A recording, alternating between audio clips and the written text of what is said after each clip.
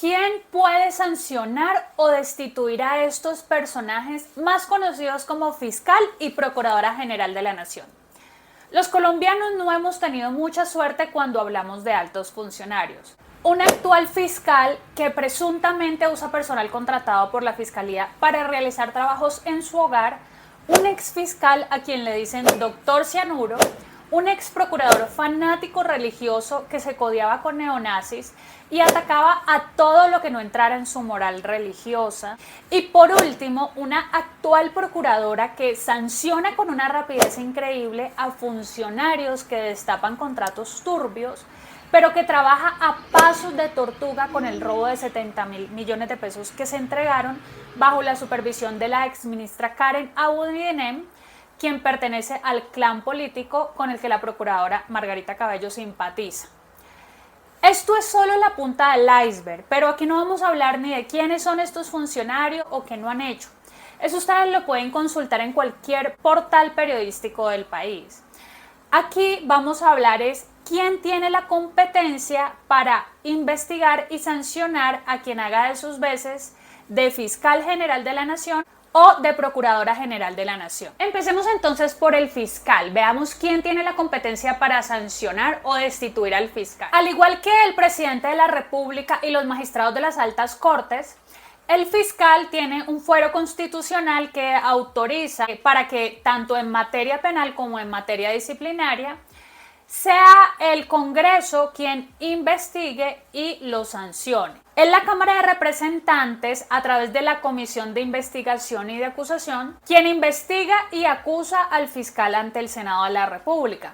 Y es el Senado en pleno quien lo juzga. Y si el Senado lo declara culpable, ya sea de algún delito o de alguna falta disciplinaria, solo le pueden poner dos sanciones que vamos a ver más adelante. Yo les quiero mostrar de manera resumida cómo se lleva a cabo el proceso de investigación y de juzgamiento en el Congreso para que ustedes lo tengan más claro.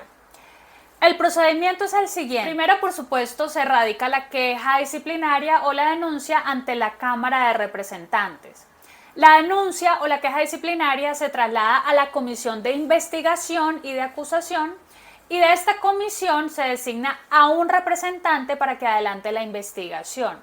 Si no estoy equivocada, creo que actualmente esta comisión está compuesta por 16 congresistas. Ahora bien, aquí pueden pasar dos cosas. La primera es que el congresista a quien se le asignó el caso decida abrir una indagación preliminar o una investigación formal.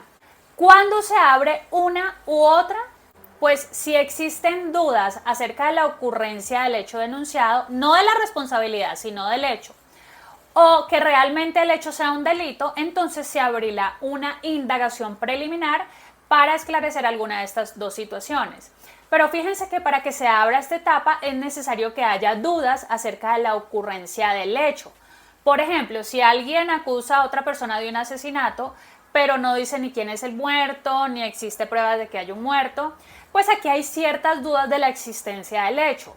Pero lo que aquí no se investiga es la responsabilidad de nadie todavía, solamente la existencia del hecho o se trata de determinar si ese hecho constituye o no un delito. Por su parte, si ya existen elementos probatorios que permitan inferir razonablemente que el hecho denunciado sí sucedió, entonces no hay necesidad de abrir una indagación preliminar, sino lo que se debe abrir es una investigación formal, porque aquí lo que se busca es esclarecer el tiempo, el modo y el lugar en que sucedieron los hechos y una posible responsabilidad del denunciado.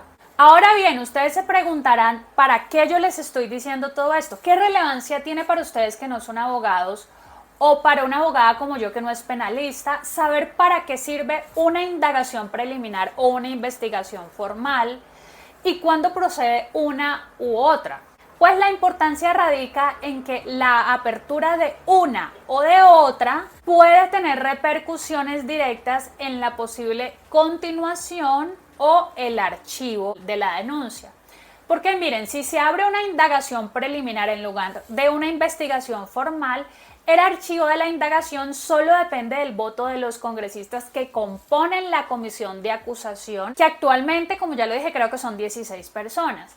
Pero si se abre una investigación formal, la decisión de archivar la investigación depende del voto de todos los miembros de la Cámara de Representantes, que son más de 150 congresistas. Esto suena un poco confuso porque la continuación de un proceso no debería depender de que se abra una u otra etapa, sino de lo que se logre encontrar y probar, ¿cierto? Pero miren, lo que pasa es que como en Colombia son expertos en hacerle fraude a la ley, lo que ha sucedido es que la etapa de indagación preliminar se ha usado como un medio para archivar más fácil y más rápido una denuncia. Es decir, la etapa no se usa para lo que realmente es, sino como una manera de archivar mucho más fácil una denuncia en contra de un funcionario, un fiscal. Esto que les estoy diciendo se los voy a ilustrar con un caso. Al exfiscal Humberto Martínez lo denunciaron por el caso de Odebrecht. Odebrecht es uno de los casos de corrupción más grande que ha habido porque salpicó a toda Latinoamérica. Al exfiscal Martínez lo denunciaron por haber ocultado y encubierto presuntos actos de corrupción que se habían cometido por el consorcio Ruta del Sol, que estaba compuesto por la constructora Odebrecht y por el grupo Aval, para que les entregaran la construcción y ampliación de la vía Ruta del Sol. Al exfiscal Martínez se le acusó de tener conocimiento de estos actos de corrupción porque él era asesor jurídico del grupo Aval para la época de los hechos.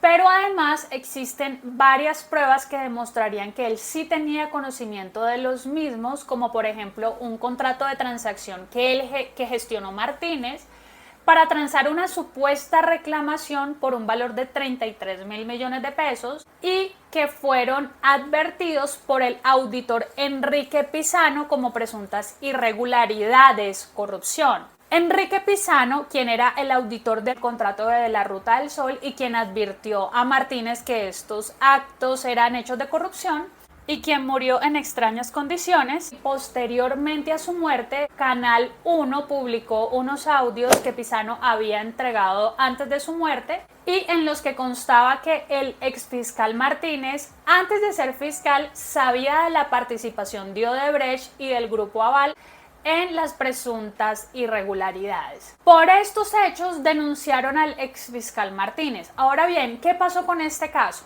El congresista que fungió como investigador de este caso, que fue el congresista Andrés David Calle Aguas, él decidió abrir una indagación preliminar y posteriormente el congresista propuso archivar la indagación y los miembros de la comisión votaron favorablemente para que se archivara. Como estos casos son reservados, es difícil saber cuál es la motivación que dio lugar a la apertura de una indagación preliminar en lugar de una investigación formal. Pero uno podría preguntarse razonablemente por qué decidieron abrir una indagación preliminar en lugar de una investigación formal. ¿Será que de verdad no existían pruebas con las que se pudieran inferir razonablemente que en Colombia también había habido corrupción? ¿Dónde entonces quedan las condenas que se hicieron a otros funcionarios precisamente por estos hechos de Odebrecht sobre la corrupción aquí en Colombia? ¿Dónde quedan las confesiones que hizo, por ejemplo, el ex viceministro Gabriel García y varios directivos de Odebrecht sobre la corrupción aquí en Colombia? Es audios y contratos que presuntamente demostrarían los hechos de corrupción. Entonces, si existen pruebas de que los hechos de corrupción existieron en Colombia, no debió abrirse una indagación preliminar, sino una investigación formal, porque es que en esta etapa de investigación formal es que se pueden recaudar pruebas que permiten esclarecer la presunta responsabilidad del denunciado y el tiempo, modo y lugar en que ocurrieron los hechos, que ya son de conocimiento y eran de conocimiento público. Porque pues hasta los directivos de Odebrecht confesaron. Entonces, ¿cuál fue el objetivo de abrir una indagación preliminar si no habían dudas de que en Colombia también había habido hechos de corrupción con el consorcio Odebrecht? El archivo fácil y rápido del proceso, la idea era ni siquiera haber llegado en una etapa de investigación formal y bueno, pues esto fue lo que realmente lograron. Entonces, esto es para que ustedes se den cuenta lo importante de saber para qué sirve una etapa y otra y cómo presuntamente en Colombia los congresistas de la Comisión de Investigación y de Acusación utilizan esta etapa. Y finalmente, para cerrar este caso con el que pretendí ilustrarlos acerca de estas dos etapas, estos 7 congresistas que archivaron o que votaron por archivar la indagación preliminar dentro de la denuncia en contra del exfiscal Martínez por el caso de Odebrecht, parece que ya fueron denunciados porque al parecer ni siquiera hicieron el amague de investigar algo. Ahora bien, continuando sobre lo que sigue en caso de que se llegue a abrir una investigación formal. ¿Qué pasa cuando se abre la investigación formal? Pues la etapa de investigación formal dura 30 días y una vez que culmina esta etapa, la comisión de acusación debe pasar un informe a la Cámara de Representantes con una propuesta o de archivo de la investigación o de acusación, pues dependiendo de lo que se haya encontrado, lo que haya resultado de la investigación. Y será la Cámara de Representantes quien decida si archiva la investigación o si decide acusar formalmente al fiscal general de la Nación ante el Senado. Esta decisión debe ser votada por todos los miembros de la Cámara de Representantes. Ahora bien, si la Cámara decide acusar, será ahora el Senado en pleno quien deberá decidir si admite o no la acusación. Si la admite, el acusado queda suspendido inmediatamente de su empleo. Esto lo dice el artículo 175 de la Constitución Política, que establece que el acusado queda de hecho suspenso de su empleo siempre que la acusación sea admitida públicamente. Posteriormente, en el Senado se sigue el juicio y si el Senado encuentra culpable al fiscal de algún delito o de alguna falta disciplinaria, va a suceder lo siguiente. Si el delito por la cual lo encuentran culpable es un delito cometido con ocasión y en ejercicio de sus funciones, el Senado solo podrá imponerle las siguientes sanciones. Puede destituirlo de su empleo o puede imponerle la privación temporal o la pérdida absoluta de derechos políticos. Ahora bien, si el delito que cometió el fiscal en ejercicio de sus funciones amerita otras sanciones adicionales, el Senado tiene que pasar el proceso a la Corte Suprema de Justicia para que la imposición de otras sanciones adicionales las imponga la Corte Suprema de Justicia, como por ejemplo puede ser la cárcel si hablamos en materia penal. Cuando se trata de delitos comunes, el Senado solo se limitará a declarar si hay lugar o no al seguimiento de la causa. Y si el Senado decide que sí, el Senado deberá poner a disposición de la Corte Suprema de Justicia al acusado para que sea la Corte Suprema de Justicia quien lo juzgue e imponga las penas correspondientes. Fíjense que frente a delitos comunes quien juzga no es el Senado, sino la Corte Suprema de Justicia. Pero por supuesto el Senado es quien decide si envía o no el proceso a la Corte Suprema de Justicia. Bien, ahora ya saben quién es el competente para investigar y sancionar al fiscal general de la Nación. Este fuero que tiene el fiscal y otros funcionarios, también como el presidente y los magistrados de las altas cortes, es un fuero que existe también en muchos países, incluyendo a Estados Unidos. Sin embargo, el sistema debe cuestionarse, es necesario cuestionarlo, porque este fuero se asemeja muchísimo más a una impunidad. O tal vez no sea el fuero, sino simplemente nosotros los colombianos, y mientras no cambiemos nuestra mentalidad de corrupción, tal vez ningún sistema podría funcionar. Ahora bien, hablemos de quién tiene la competencia para investigar y sancionar a la Procuradora General de la Nación. Pues bien, si se trata de delitos, quien investiga a la Procuradora es la Fiscalía. La competencia para llevar esa investigación es o del Fiscal General de la Nación o del Vicefiscal General o de los fiscales delegados de la Fiscalía ante la Corte Suprema de Justicia. Solo esos 3 funcionarios tendrían la competencia para llevar la investigación en contra de la Procuradora. ¿Y quién la juzga o lo juzga? Lo juzga y la juzga la Corte Suprema de Justicia. Este es el juez natural de la Procuradora.